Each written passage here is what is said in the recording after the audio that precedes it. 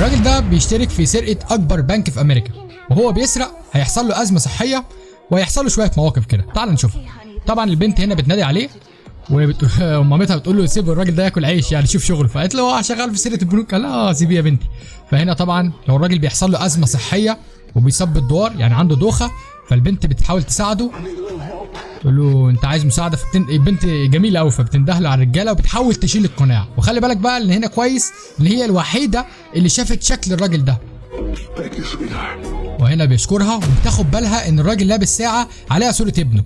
وهنا طبعا لما بيجيبوا الناس المشتبهه في سرقه البنك لازم يجيبوا البنت اللي هي الوحيده اللي تعرف الراجل ده، وطبعا معلماه بالساعه اللي شافتها اللي كان عليها صوره ابنه. طبعا هتروح تتعرف عليهم واحد ثم واحد، هتشوف بقى تقول لك ايه يا ترى هتعرفه ولا لا. طبعا هو ده اللي سرق البنك فعلا. بص على ايده هتلاقي نفس الساعه اللي شافتها في سرقه البنك. لا اراه. طبعا البنت هنا يا جماعه يعني حست ان الراجل ده غلبان فما رضتش ان هي تعترف عليه يعني. ودي كانت مشهد بسيط من احلى فيلم ممكن تتفرج عليه. لو عايز الفيلم اعمل لايك واشتراك وسيبني اكتبه لك في التعليقات.